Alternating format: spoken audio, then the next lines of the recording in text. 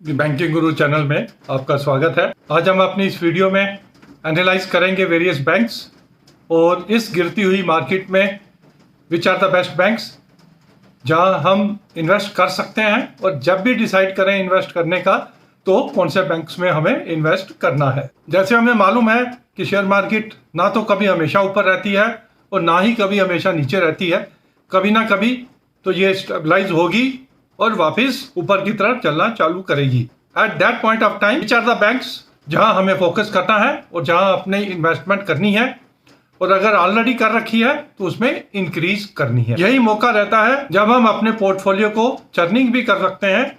अगर कुछ ऐसे शेयर्स हमारे पोर्टफोलियो में हैं जिन्हें हम कॉस्टली समझते हैं, उनमें से निकल के उन शेयर्स में इन्वेस्ट करना जो रीजनेबली प्राइस्ड हैं और जिसमें पोटेंशियल इंक्रीज होने का है। तो आइए चलते हैं अपना analysis best bank at these rates. हमने 3 पैरामीटर्स पे अपना ये एनालिसिस किया है। सबसे पहले ऑपरेटिंग प्रॉफिट, क्योंकि हमारे लिए सबसे बिगेस्ट पैरामीटर किसी भी बैंक को एनालाइज करने के लिए ऑपरेटिंग प्रॉफिट रहता है। एक साल का ऑपरेटिंग प्रॉफिट इंक्रीज हमने देखा है। दिसंबर 21 से दिसंबर 22 में बैंकों का ऑपरेटिंग प्रॉफिट कितना परसेंट बढ़ा है। The second we have taken कि 1 ईयर रिटर्न्स उन बैंकों ने कितनी दी है, क्योंकि अगर ऑपरेटिंग प्रॉफिट ज़्यादा बड़ा है और ऑलरेडी 1 ईयर रिटर्न्स अच्छी उन्होंने दे दी हैं, again this becomes a costly share और दैट इंडिकेट्स कि ऑलरेडी उसमें जो अच्छा रिजल्ट है वो अकाउंट फॉर हो चुका है।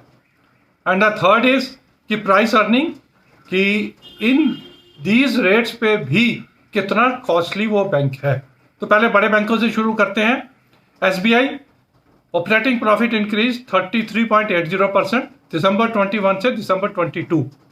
HDFC the increase is 11.90, Kotak is 25.13, axis bank 46.51 and ICICI bank 26.66।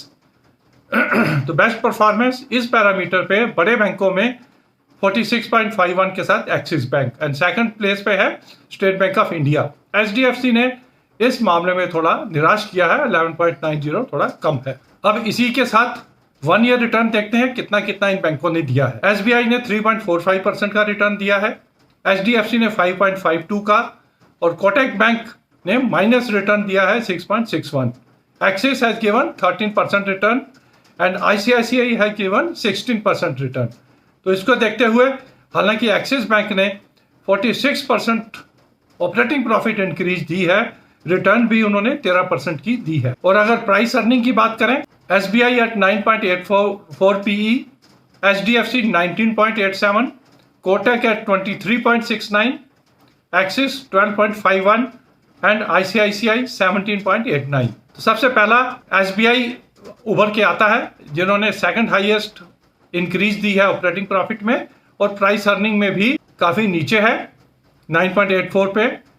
1 year returns भी कम है, जिसमें पोटेंशियल भी है। हालांकि अडानी इशू में इन्वॉल्वमेंट होने की वजह से शेयर थोड़ा सा पिटा हुआ है, बट अदर देन दैट ये शेयर एक्यूमुलेट करने वाला है। The second best is axis, 46% की ऑपरेटिंग प्रॉफिट इंक्रीज, 13% की 1 ईयर रिटर्न, और प्राइस अर्निंग भी कोई ज्यादा नहीं है 12.51। ICICI के साथ कंपेयर करें तो दिस इज चीपर और परसेंटेज इंक्रीज इसने ज्यादा दी है। कोटक बैंक 23.69 पे एक कॉस्टली बैंक हो जाता है। HDFC आल्सो, क्योंकि रिटर्न कम है, परसेंटेज इंक्रीज भी कम है, प्राइस अर्निंग ज्यादा है 19.87। तो इन पैरामीटर्स पे HDFC भी थोड़ा कॉस्टली हो जाता है। हालांकि HDFC बैंक के मर्जर के बाद की स्टोरी अभी अनफोल्ड होनी है। If somebody has to play on that, तो हम HDFC बैंक में इन्वेस्ट कर सकते हैं। ये तो था हमारा बड़े बैंकों का एनालिसिस। आइए छोटे और मीडियम बैंक्स में देखते हैं हमें कहां पर इन्वेस्ट करना है। ऑपरेटिंग प्रॉफिट इंक्रीज में the best performance is of Ujjivan small finance bank 175%, 141 crore से इंक्रीज हो गए 388 करोड़ हुआ था इनका ऑपरेटिंग प्रॉफिट दिसंबर 21 से दिसंबर 22। The second best is Karur Vysya bank 71.57 की इंक्रीज है। IDFC फर्स्ट बैंक 63% की इंक्रीज है। फेडरल बैंक 40%, बंधन बैंक की माइनस में है एंड आरबीएल की भी माइनस में है। यस बैंक एट 25.61 पे है। Operating profit percentage increase. CSB bank also at 31% is reasonably okay. तो इस लेवल पे Ujjivan best performance, second best Karur Vysya bank, third best IDFC first bank, और नेगेटिव में आ जाते हैं बंधन and RBL. AU small finance bank की 21% है। नेक्स्ट देखते हैं 1 ईयर रिटर्न्स के हिसाब से क्या पोजीशन बनती है। 1 ईयर रिटर्न्स में करूर व्यासा ने मैक्सिमम दी है 108%, इंक्रीज भी है और परफॉर्मेंस भी है और रिटर्न्स भी अच्छे दिए हैं। उज्जीवन में भी 36.8% का रिटर्न दिया है और फेडरल ने 31.67 का रिटर्न दिया है। आईडीएफसी फर्स्ट बैंक 27% का रिटर्न।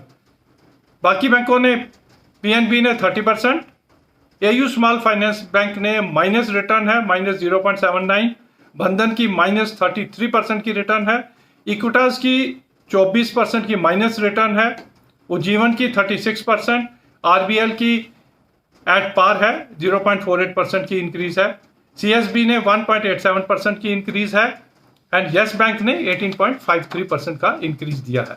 तो रिटर्न के हिसाब से करूर व्यासा, उज्जीवन एंड फेडरल इन्होंने मैक्सिमम दिया है।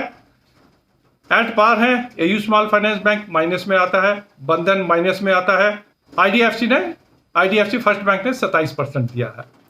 अब इसके बाद जो फाइनल हमारा डिसाइडिंग फैक्टर होगा कि प्राइस अर्निंग के हिसाब से कौन से बैंक हमारे लिए रीजनेबली प्राइस्ड है। तो पीई के हिसाब से the best PE of Ujjivan small finance bank 4.91, छोटे बैंकों में ये बेस्ट मान के चल सकते हैं। CSB bank 7.50, Karur Vysya bank 7.97, federal bank 9.76। तो ये 10% से कम वाले प्राइस अर्निंग के शेयर, छोटे छोटे शेयर्स जिन्हें हम एक्यूमुलेट कर सकते हैं क्योंकि उनकी अदरवाइज आल्सो परफॉर्मेंस भी अच्छी है। करूर व्यासा बैंक क्योंकि ऑलरेडी चल चुका है, हमें थोड़ा उस पर ध्यान देना। Surprisingly for me the Yes bank is very costly at 49.52 PE. Yes bank की एक्चुअली स्टोरी जो है वो अनफोल्ड होने वाली है, उसको देखते हुए हम यस बैंक में इन्वेस्ट कर सकते हैं। सिमिलरली पीएनबी की स्टोरी 28.31 की प्राइस अर्निंग के ऊपर कॉस्टली है, लेकिन पीएनबी हमने डिसाइड किया था depending on the NPS, the huge NPS they are having, which if economy grows तो वो एनकैश कर सकते हैं। IDFC first bank 16.76, IndusInd bank 11%, AU small finance bank 28 पे है, थोड़ा कॉस्टली हो चुका है। बंधन एंड 9.87, नेगेटिव रिटर्न्स की वजह से हम इसे कंसिडर नहीं करेंगे। Equitas 14.64, reasonably okay. आरबीएल 10 की पीई है, ये भी रिटर्न माइनस थी इसमें भी। तो इन सब में जो बेस्ट निकल के आता है फेडरल बैंक, रिटर्न्स भी अच्छी है, प्राइस अर्निंग भी कम है। आईडीएफसी फर्स्ट बैंक थोड़ा सा प्राइसिंग हो गई है, इंक्रीज हो गई है, फिर भी अच्छी रिटर्न्स हैं। एयू स्मॉल फाइनेंस बैंक थोड़ा कॉस्टली हो गया है। Equitas is also good at 14 PE. Ujjivan 4.91। छोटे बैंकों में सिर्फ दिक्कत ये रहती है कि कोई एक झटका एनपीए लेवल पे, उनके एसेट क्वालिटी पे, तो उनकी कैपेसिटी टू एब्जॉर्ब थोड़ा कम होती, इसलिए थोड़ा सा छोटे बैंक रिस्की रहते हैं। तो करूर व्यासा, सीएसबी 7.5 एंड 7.97 ये भी अच्छे हैं। यस बैंक स्टोरी अनफोल्ड होने वाली है, this is a dark horse. इस चीज को देखते हुए हम यस बैंक में इन्वेस्ट कर सकते हैं। तो ये था हमारा analysis. Beyond these figures also there is lot of stories in these banks. Please understand all those positive and negative stories and then only invest in these banks. Thank you very much for watching this video. Thank you.